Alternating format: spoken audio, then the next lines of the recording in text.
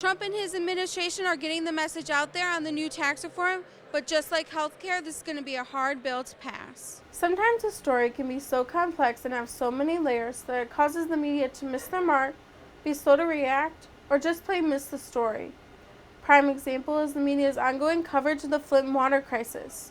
We'll delve into how the media decides what stories to cover and why. Hi Davidson, I'm Bailey Tlaska here at the first home game of the season. The score is currently 14-0. Unlike today, the Cards came off with a rocky start at their game at Wayne State last week. Even their head coach Zim got kicked out and won't even be here tonight. But the Cards used that as motivation and worked even harder to come home with the win after going into triple overtime. Let's hope the boys can keep it up, and we'll see you back here at halftime.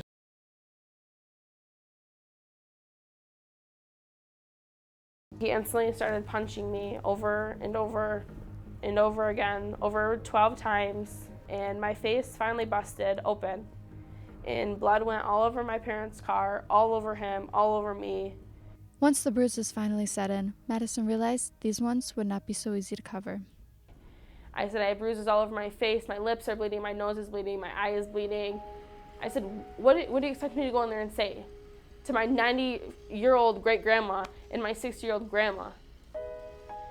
And he told me, he just said, you fell on a rock in the ocean. And I just looked at him and I said, that's what you want me to say to them?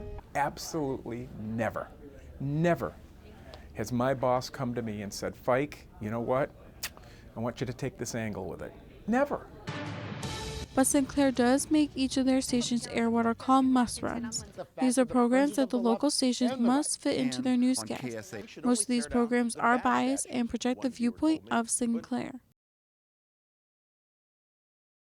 Water isn't the only liquid that people need to survive, and students here at the high school have an opportunity to help save some lives.